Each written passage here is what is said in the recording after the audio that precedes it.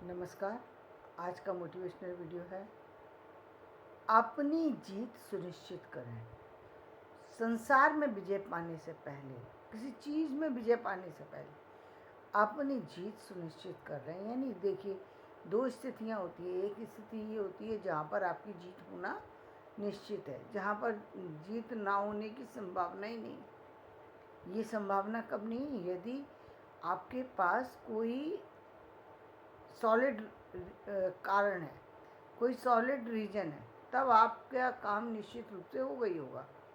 मान लीजिए, सपोज़ किसी की बेटी की शादी है। अब उसको पता है कि मेरी बेटी की शादी है, चाहे आपको कितनी भी परिस्थिति मजबूर कर रही है, शारीरिक रूप से अक्षम कर सकती है, आर्थिक रूप से कमज़ोर कर सकती है, किसी और तरह से आपको कमज़ोर कर सकती है परिस्थिति, बस मौसम के कारण से। लेकिन आपको मालूम है परसों शादी है, आप घर में बैठ कर के उस समय के बदलने का इंतज़ार नहीं कर सकते, बल्कि उस समय में शादी कैसे हो इस स्थिति को बनाने की कोशिश करेंगे। इस चीज़ को आपने देखा भी होगा।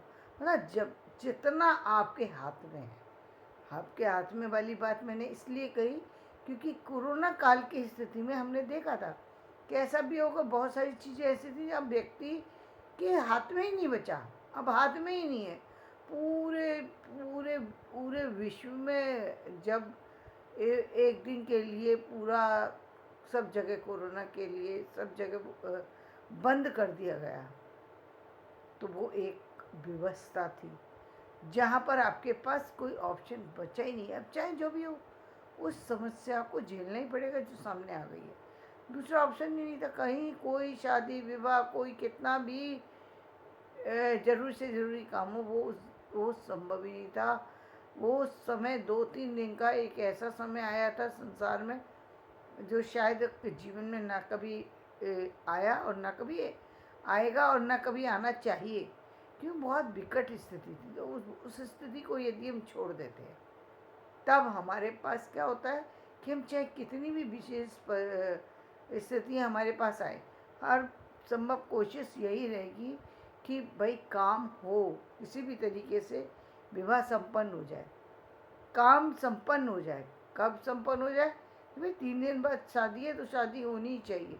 यहाँ तक कि कई बार तो ऐसी स्थिति भी हुई है जहाँ पर देखने में ऐसा आया कि कुछ अशुभ चीज़ें भी हुई, तब भी यदि काम की शुरुआत हो चुकी थी, पत्रिका जा चुकी थी, तो लोग शादी करने को मजबूर हुए, काम करने को मजबूर हुए, क्योंकि उनके पास ऑप्शन नहीं बचा। तो यदि ऐसी स्थिति है, तब तो फिर आपकी जीत पक्की है, तब तो काम होना ही होना है, फिर काम आपका नहीं रुकेगा। लेकिन जब तक ऐसी स्थिति नहीं आई है आपके हाथ में, तो आप क्या करते हैं, आप उस चीज़ को कई बार बदल देते हैं। उस जो आपके पास अपॉर्चुनिटी है, जो आपके सामने चीज़ें हैं, उसको आप बदल देते हैं। और कुछ लोग तो इतने महान होते हैं कि कोई परिस्थिति भी ना हो फिर भी बदल देते हैं।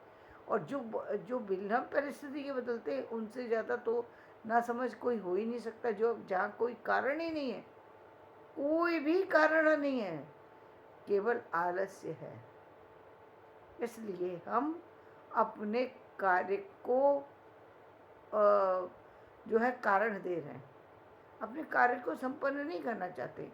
हमें मालूम है हम कर सकते हैं, शारीरिक क्षमता भी ठीक है, मौसम भी ठीक है, परिस्थिति भी ठीक है, सब कुछ ठीक है, लेकिन करना नहीं चाहते, इसलिए नहीं कर रहे। तो ये तो एक बहुत ही नासमझी की बात हुई। और इसीलिए कहा गया, इसीलिए मैंने पहली बार कहा, क्या कहा कि अपनी जीत सुनिश्चित करना जरूरी है।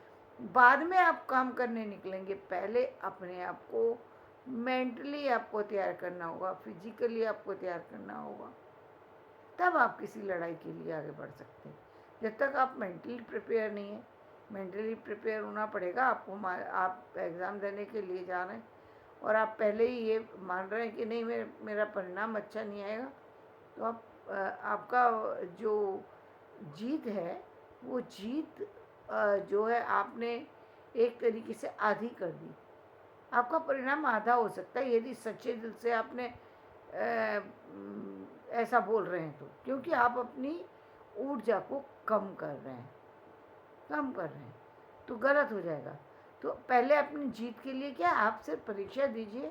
जब परीक्षा तक पहुंच ही गए तो व्यर्थ की बात सोचने की क्या ज़रूरत है। जाइए, आप परीक्षा में जो भी आए आप एग्ज़ाम दीजिए, उसके बाद रिजल्ट सामने आ जाएगा।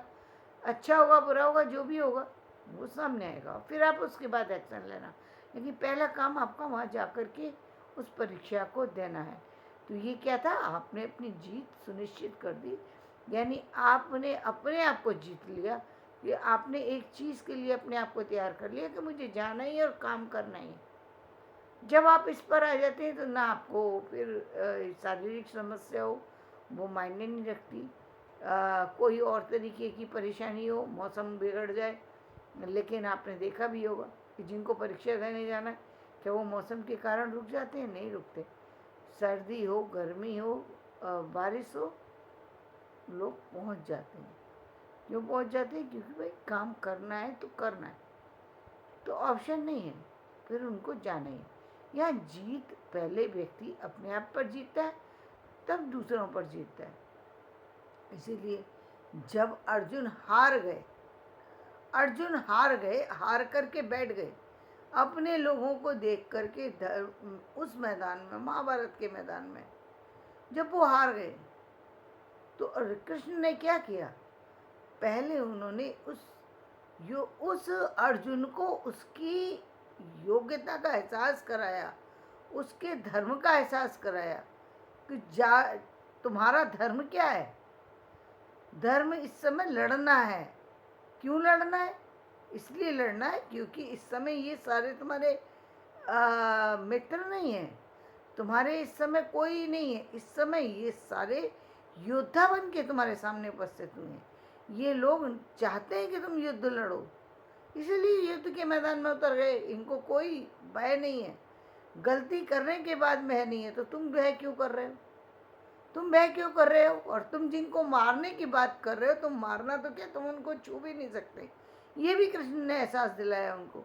यदि मैं ना चाहूँ, उन्होंने एक तरीके से अर्जुन को ये भी एहसास दिलाया था कि यदि मैं ना चाहूँ, यानी मैं कौन, भगवान। और भगवान की सत्ता तो आप जान ही रहे थे कि कृष्ण ने तो बड़े बड़े काम कर दिए थे। तो उनने बता रहे थे कि मैं पूरा ब्रह्मांड को चलाने वाला तो मैं ही हूँ। जो ब्रह्मांड की शक्ति दिखा रहे हैं, तो वो बता रहे हैं कि मैं पूरे ब्रह्मांड को चलाता हूँ। इन लोगों को मारना मेरे लिए कोई असंभव कार्य नहीं, मैं इसी पर इन सबको मिटा सकता हूँ। लेकिन नहीं, मैं तो सिर्फ तुम्हारे द्वारा मरवाना चाहता हूँ। क्यों? क्योंकि इस समय तुम्हारे द्वारा यदि ये युद्ध संपन्न होगा तो युद्ध के विजेता कौन बनेंगे? पांडवों को विजेता देखना चाहता हूँ। क्यों? क्योंकि सत्य और असत्य की लड़ाई में कौन जीतता है ये बताना चाहता हूँ। मैं संसार को बताना चाहता हूँ कि संसार में जब जब धर्म की हानि होती है तो विजय धर्म की ही होती है। ये बात बताना था उनको। इस बात को बताने के लिए उन्होंने अर्जुन को उपदेश दिया कि तुम्हारे कंधों पर तो सिर्फ तुम जो लड़ाई लड़ रहे हो ना, जिसको तुम अपना समझ के लड़ रहे हो, ये तुम अपनी मत समझो। ये तुम्हारी लड़ाई नहीं है, ना ही तुम्हारे बस की है इन लोगों को मारना। यदि मैं इनको बचाने पे आ जाऊं तो तुम मार नहीं सकते इनको।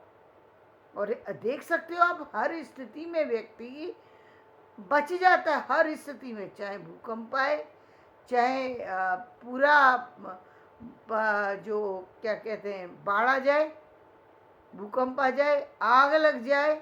आग में प्रहलाद किस में बचे थे? आग में। अभी होली होके गई है, प्रहलाद तो होली में जो है आग में से ही बचे थे ना। सीता जी किस में से बची थी? आग में। आग में तपने के बाद आग में बैठ गई और फिर बच गई। तो क्या ये सामान्य बात है? क्या ये सामान्य कोई कर सकता है? ऐसा हो सकता है कि एक व्यक्ति आग में बैठ जाए? तो आग ने उसको जलाया क्यों नहीं? जलाया, सीता जी को तो जल जाना चाहिए था, प्रहलाद को तो जल जाना चाहिए था। इसलिए नहीं जलाया क्योंकि भगवान तो बताना चाहते हैं, वो बताना चाहते हैं कि जो मेरा है उसको कोई मार ही नहीं सकता। जिसको मैंने अपना बना लिया उसको कोई मार नहीं सकता। तो यहाँ पर दोनों चीज़ें बता रहे हैं। एक तो वो ये कहना चाहते हैं कि अर्जुन को, अर्जुन तुम क्यों भयभीत हो रहे, तुम्हें लड़ने के लिए खड़ा किया है, तुम सिर्फ लड़ो, तुम सिर्फ लड़ो। क्यों लड़ो? क्योंकि तुम्हें इस धर्म युद्ध के लिए ही बनाया गया है। इस धर्म युद्ध के लिए बनाया गया है। इस संसार को ये बताना है कि ये धर्म और अधर्म क्या है, न्याय और अन्याय क्या है, ये बताना है। इसलिए तुमको, इसके लिए मैंने खड़ा किया है, और ये तो तुम्हें करना पड़ेगा। नहीं भी करोगे तो भी इन सब को तो का तो अंत होना ही होना है। और इन सब का अंत ना हो, ये तो हो ही नहीं सकता। क्यों नहीं हो सकता? क्योंकि गलत का अंत होता ही है। एक तो दो चीज़ें, एक तो जीवन का अंत होना निश्चित है, जिसका जन्म हुआ है उसकी मृत्यु होगी, ये निश्चित है। लेकिन जन्म और मृत्यु होना कोई खास बात नहीं है, ये तो जीवन में सभी जानते हैं कि जिसका जन्म हुआ है। लेकिन यहाँ पर उनको ये नहीं बताना, उनको तो ये बताना है कि धर्म की विजय होती है और अधर्म का नाश होता है। और उसके लिए वो अर्जुन को उन्होंने चुना है। इसलिए इसीलिए उन्होंने शुरू से लेके लास्ट तक जो है उन्होंने अर्जुन को चुना। वो जानते थे कि अर्जुन जो है वो अर्जुन के सारथी बनना है, उनको कैसे बनना है ये जानते थे। इसलिए उन्होंने वही रास्ता चुना जिसके माध्यम से वो अर्जुन के सारथी बन सकें।